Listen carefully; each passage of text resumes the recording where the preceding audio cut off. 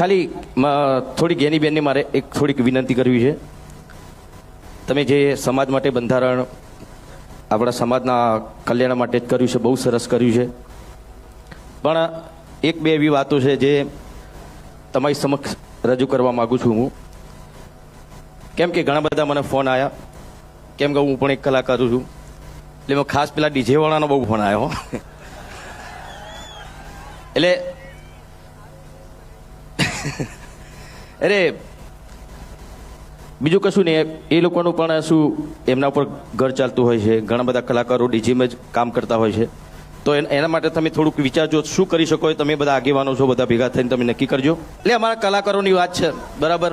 એટલે એમાં શું થઈ શકે છે તમે બધા આગેવાનો છો, તમને વધારે ખબર પડશે. કોઈ રસ્તો તમે કાઢજો તો એ લોકોનું ઘર પણ ચાલે. મારી પાસે વિક્રમભાઈએ માગણી મૂકી અને એમને વાત કરી કે બેન આ ડીજે વાળાની ને એમની માગણી છે, એટલે હવે આ જે બંધારણ એ કોઈ ગેનીબેને નથી બનાવ્યું, સમગ્ર ઉત્તર ગુજરાતના 3 જિલ્લાઓએ સાથે મળીને બનાવ્યું છે.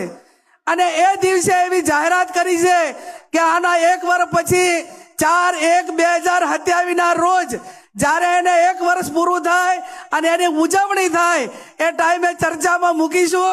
અને એમાં તમે પણ બધાય આવજો. ચર્ચાના અંતે જે કાંઈ નિર્ણય લેવાનો થતો હશે એ આવતા વર્ષે થશે.